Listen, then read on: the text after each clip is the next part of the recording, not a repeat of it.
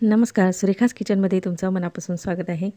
आज आपण उरलेल्या भाज्यापासून एक मस्त असा पदार्थ बनवणार आहोत। तर आपल्या घरामध्ये बऱ्याच वेळेला काय होतं, भाज्या उरतात किंवा मुलं भाज्या खात नाहीत, त्यामुळे आपल्या थोड्या-थोड्या भाज्या असतात त्या उरतात। तर त्या भाज्यापासून आपण आज मस्त पदार्थ करणार आहोत। तुम्ही हा पदार्थ नाश्त्याला करू शकता किंवा जेवणामध्ये पण करू शकता।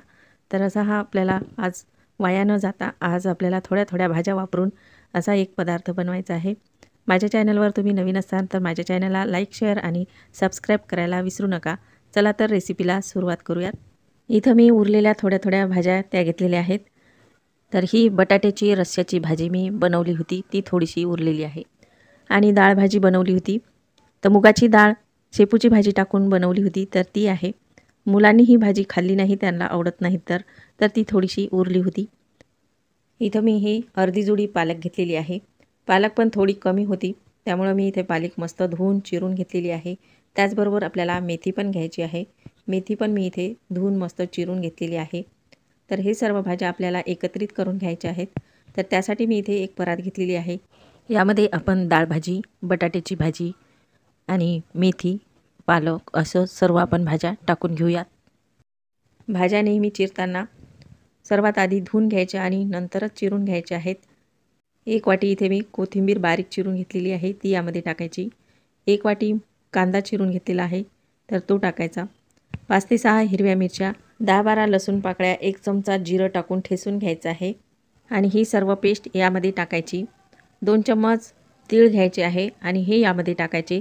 तिळामुळे पदार्थ आणखीनच चवदार लागतो आणि हिवाळ्यामध्ये तीळ खाल्लेले पण खूप छान असतात। इथं मी 2 चम्मच तिखट घेत आहे। तर हा मसाल्यामधला छोटा चम्मच घ्यायचा, म्हणजे यामुळं बरोबर आपल्याला अंदाज समजतो। तर हे 2 चम्मच मी इथं तिखट घेतलेलं आहे। आधी आपण हिरव्या मिरच्या टाकलेल्या आहेत, त्यामुळं तिखट थोडं जपून टाकायचं आणि 2 चम्मच यामध्ये हळद टाकलेली आहे। 1 चमचा यामध्ये जिरा पावडर टाकायची आहे। तर हा 1 चमचा आपण जिरा पावडर यामध्ये टाकूया। जिऱ्यामुळे आपला पदार्थ आणखीन खमंग लागणार आहे आणि चवीपुरतं मीठ घालायचं आहे आणि हे सर्व आपल्याला एकजीव करून घ्यायचं आहे, म्हणजे असं मस्त याला मिक्स करून घ्यायचं। याला असं चोळून मिक्स करून घ्यायचं आहे, म्हणजे पालक मेथीला आणखीन पाणी सुटतं, तर याला मस्त असं पाणी सुटू द्यायचं आहे। तर बघा, आपल्याला पाणी न घालता हा पदार्थ करायचा आहे। तर बघा, इथं मी 1 वाटी चणा डाळीचं पीठ घेतलेलं आहे, हे पीठ यामध्ये आपण टाकूया आणि इथं मी गव्हाचं पीठ घेतलेलं आहे।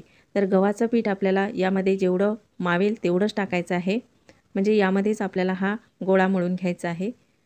म्हणजे यामध्ये भरपूर प्रमाणात पाणी आहे, त्यामुळं थोडं गव्हाचं पीठ टाकून आपल्याला हा मस्त असा गोळा मळून घ्यायचा। तर बघा, लागण तसं टाकायचं आहे। तर असं केल्यामुळे पदार्थ पण खूप चविष्ट लागतो आणि त्यामध्ये पाणी टाकायची पण गरज नाही। तर बघा, मस्त असा हा आपला गोळा मळून तयार झालेला आहे। जास्त घट्टही नाही आणि जास्त पातळही नाही, असा हा गोळा मळून घ्यायचा आहे। तर हा इथे गोळा मळून तयार झालेला आहे।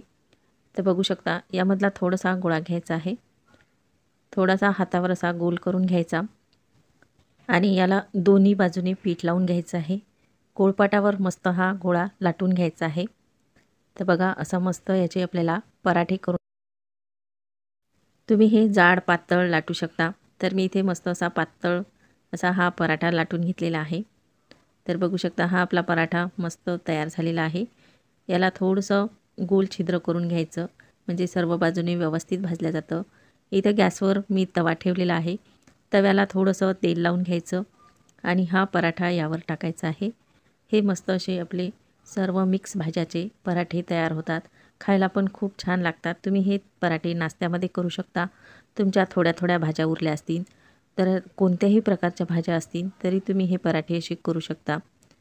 तर बघा, आपल्या भाज्या वाया न जाता मस्त आपला हा चविष्ट पदार्थ असा तयार झालेला आहे आणि हे खायला पण खूप मस्त लागतात।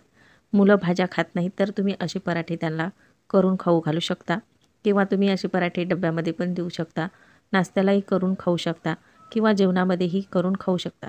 तर बघा, हे मस्त असे आपले पराठे तयार झालेले आहेत। तुम्ही हे दहीसोबत किंवा लोणच्यासोबत खाऊ शकता किंवा टोमॅटो सॉस असेल तर त्याबरोबर पण तुम्ही हे खाऊ शकता।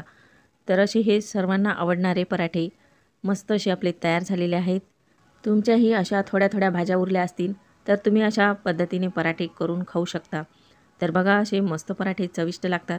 तुम्हीही नक्की करून बघा आणि असेच नवनवीन व्हिडिओ पाहण्यासाठी माझ्या चॅनलला लाईक, शेअर आणि सबस्क्राईब करायला विसरू नका.